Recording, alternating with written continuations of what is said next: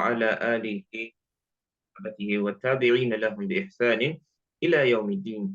So just like the other previous hadith that we've taken, so the last two hadith we took all began with the Prophet sallallahu alaihi wasallam enjoining his companions, encouraging them, and giving them a wasiyah that they should fear Allah. Ittaqullaha, ittaqullaha, ittaqullaha. These has been the expression that the Prophet ﷺ has been using.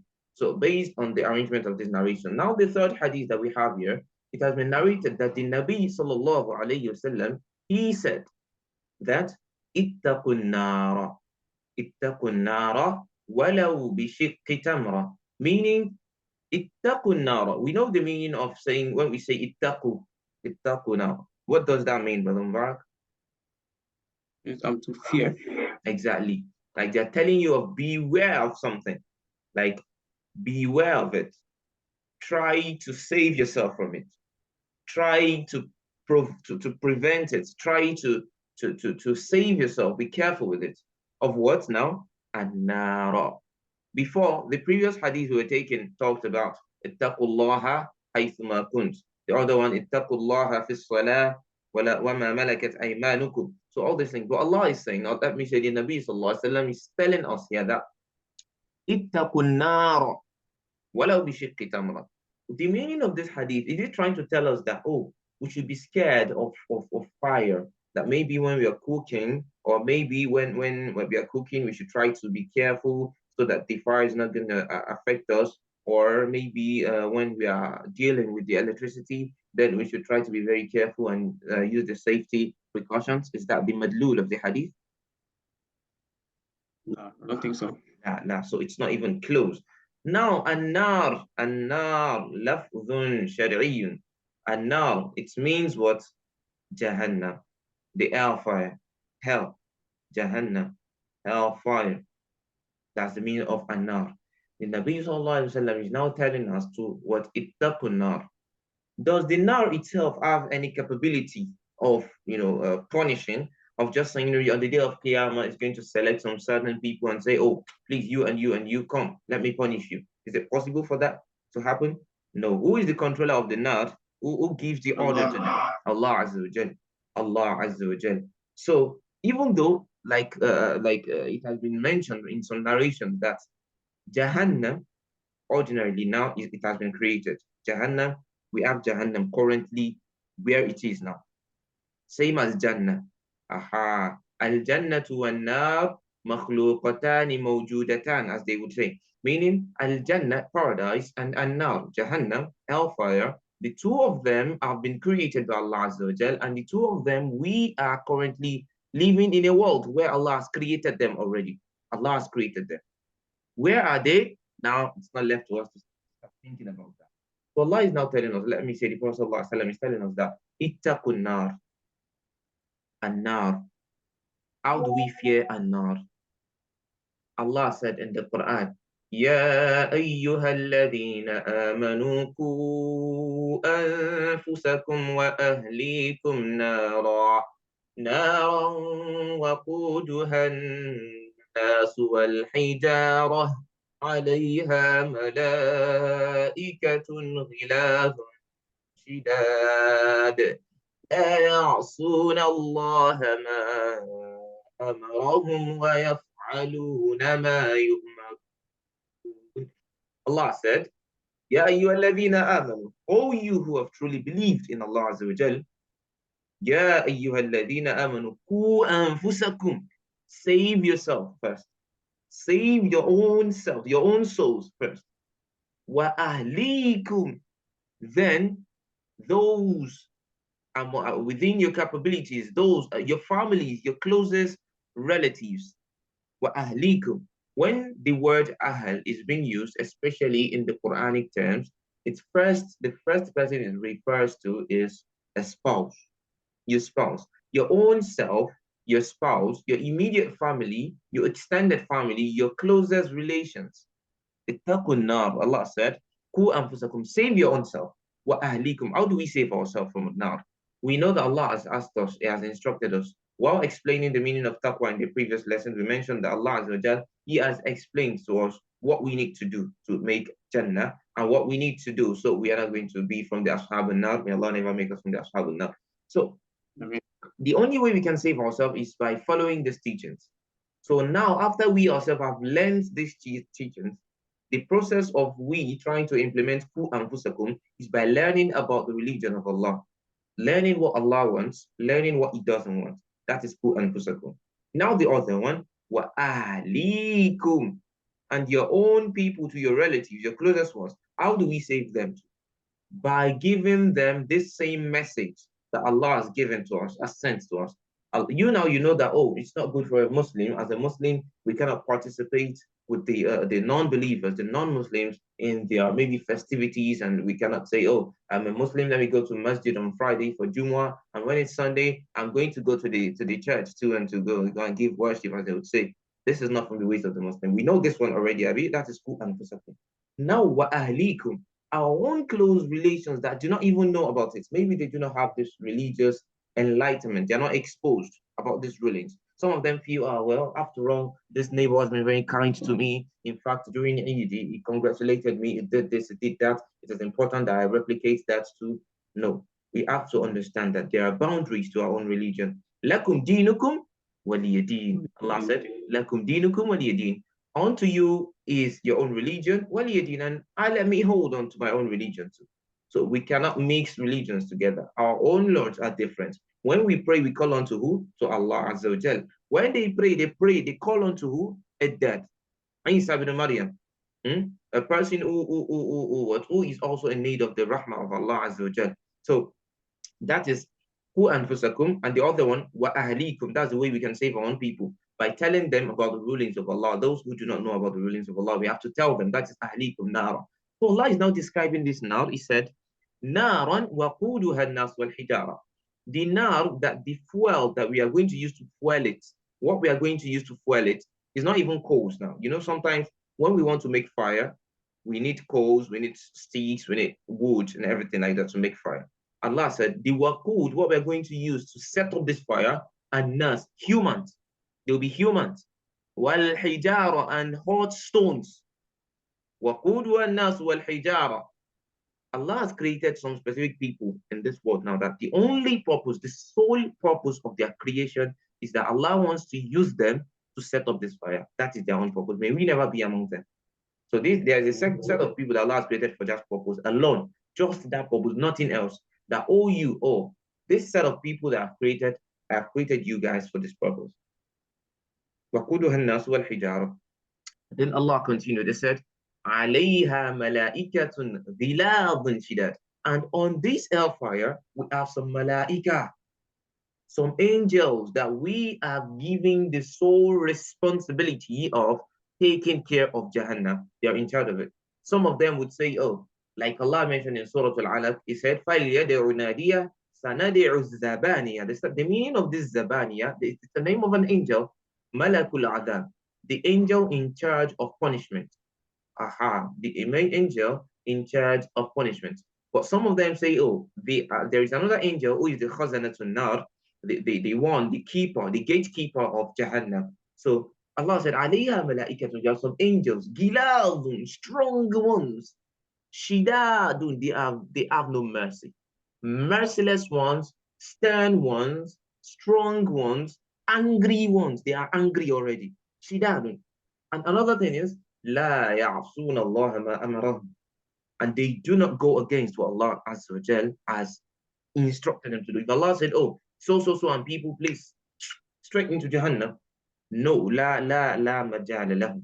There is not even, they do not have any helper. They do not have any helper on that day. La ya'asuna Allah ma amarahum. They only hear go. They do not hear come. Just go. They do not hear any other thing. Only the rulings of Allah. وَيَفْعَلُونَ مَا يُؤْمَرُونَ. And they only act based on what they've been informed, based on what they have been enjoined to do. Allah now mentioned in the Quran. Allah was saying in Surah Al-Qaf, Allah said, يَوْمَ نَقُولُ لِجَهَنَّمْ. On that day, on the day of Qiyamah, نَقُولُ لِجَهَنَّمْ, we are going to tell Jahannam, Halim talati, are you satisfied? Have you been filled enough or do you need more? Fataqul, then Jahannam will respond to Allah saying what? Hal min mazid, is there still more? Please bring them. I need them more. Please feed me more. I need more people. Jahannam would keep yearning and yearning for more people to be filled. Allah would tell Jahannam, Halim talati, have you been filled up? Is it enough now? Or do you need more? Then Jahannam would respond saying what? Hal min mazid, with that stern voice. The people, the scholars of Islam, they've explained that this Jahannam is like a creature on its own. It stalks, now. It stalks. It's like a beast that swallows people. It's like a great beast. So now it is this now that we're talking about that Allah has now instructed us to what? Ittaqunnar, fear this nar. Be careful of this nar. Do everything you can to save yourself from this nar. Walau bishiqqi tamra, even if it has to do with doing so little, even if you have to do so little, as such as giving shiqqu tamra is like the half of a date. You splitting a date. This is date, for example. You splitting, sorry, my date is not too fine. So maybe this is a date, for example. You having to split it into two, and give one part of it in sadaqah, maybe the other parts too, in sadaqah. You give this one in sadaqah. Something happened in my locality in the previous year of Ramadan. You know, I think we ran out of dates already. So it was time for iftar. It was time for iftar. So we had only about let me say up to about 7 dates. About 7. We had about 7 dates. And these 7 dates, up to about 50 people were present. Up to about 50 people were present to share 7 dates. How do you think they'll even share it? Ordinarily, when we had abundance of dates, a person could take up to about that 7 dates. A person could end up taking 7 dates. But on that day, we had about just 7 dates left, and we had about 50 people. And subhanallah, a good brother among us, then he stood up and he said, wow, he reminded of this hadith, and he instructed us to what? Start breaking our dates. Start breaking our dates. Ordinarily, 7 dates would be enough. After splitting it into 2, it would be enough to what? To feed about 14 people so they can break the fast, right? Could you believe, Akhi, could you believe that these 14 people, the people that first got their own share too, they continued to break this date from half, they continued to break it into another half, now quarter, right? This person receiving this one, he also broke his own share too. Then they continue to break it till we have very, very, very little pieces of this going around for everybody. And we all ate it with love and iman. Can you see the sweetness of faith we would feel there?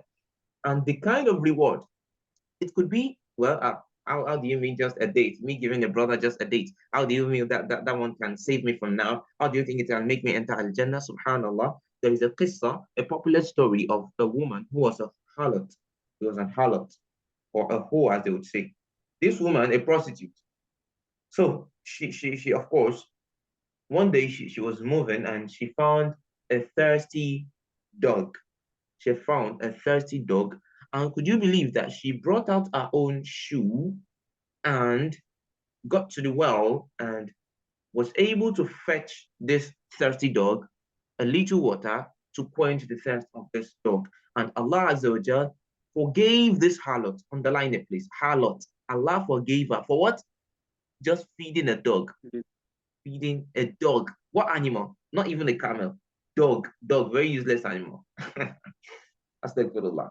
Allah, because she fed a dog, Allah forgave her everything she had committed and would admit her into Jannah. So Allah is now, the Nabi Sallallahu Alaihi Wasallam is now telling us that now,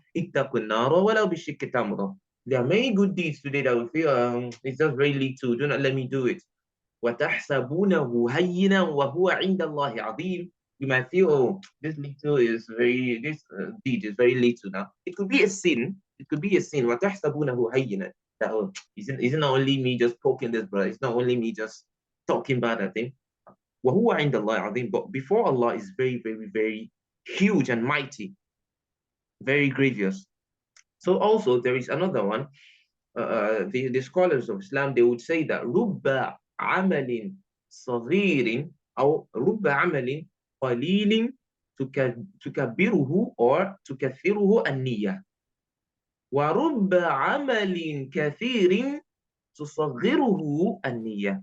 There are many deeds that you do. You perform this deed and you feel that, oh, subhanallah, it could be a very huge deed, like you building a mosque. Imagine building a mosque for the Muslims. See the reward you're going to have.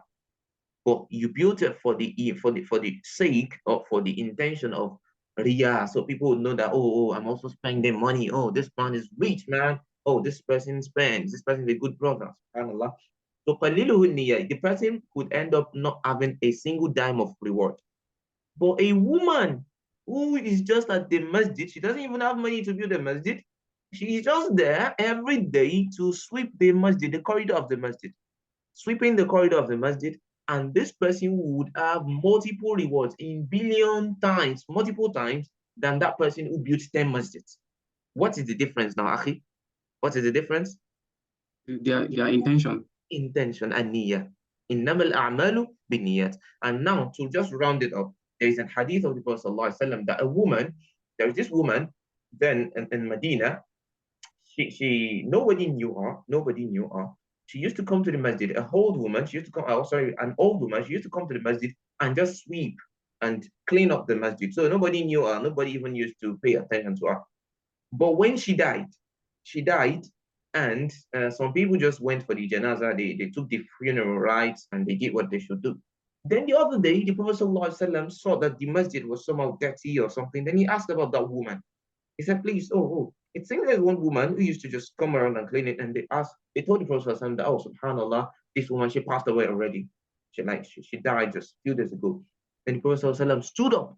He stood up in surprise that, subhanAllah, this woman died already. Where and you didn't inform me? Such a great personality died. Imagine, just a cleaner, a sweeper. The Prophet ﷺ referred her to her as a great personality. That such a great personality would die, and you wouldn't inform me to perform the funeral rites on her. Then he said to his companions, "Come on, take me to her grave." Then they took the Nabi Sallallahu to her grave, and could you believe they had already completed the funeral rites, the burials and everything. Then the Nabi Sallallahu had to pray over our own grave, or again, after that, oh, I must not miss this opportunity. This person is a great personality, that for her to just go like that. Then the Nabi Sallallahu, if he made Salatul Janazah on that woman, what? Because of our intention. Very little did. Very little did. So may Allah bless us good intentions. May He rectify our affairs. May He grant us the best. And may He never make us from the Ashabul Nar. So the hadith again, ittaqun nar. We should fear the nar. We should save ourselves from it. Walau bishiqqi tamra. Even if it has to do with giving charity with very little thing. Even if it has to do with you feeding a brother with just a sachet of water, you giving a brother a sachet of water to break his fast or to do anything. Just what is the most useless currency today? I don't want to talk bad about the currency of it can't be there. So the most useless of all currencies today, even if it has to do with you giving sadaqah with it, and you have a very pure and good intention, ihtisaban lillah, hoping that Allah will reward you, then akhi makbulun, it's very fine. So that's just the madlul of the hadith. Wallahu a'lam, subhanahu wa ta'ala. Do you have any question before we move on? Okay, mashallah. So we can just read this hadith one final time before we round everything up. So now, one more time. قال عليه الصلاة والسلام اتقوا النار ولو بشق تمرة. One more time again, the last time. قال عليه الصلاة والسلام اتقوا النار ولو بشق تمرة. MashaAllah. Barakallahu feekum. Barakallahu feekum. So we have come to the end of this beautiful session today. Again, on this note, we would say, Subhanakallah wa bihamdik. Ashhadu an la ilaha illa anta astaghfiruka wa atubu ilayk. Assalamu alaikum wa rahmatullahi wa barakatuh. Wa alaikum salam wa rahmatullahi wa barakatuh. Thank you.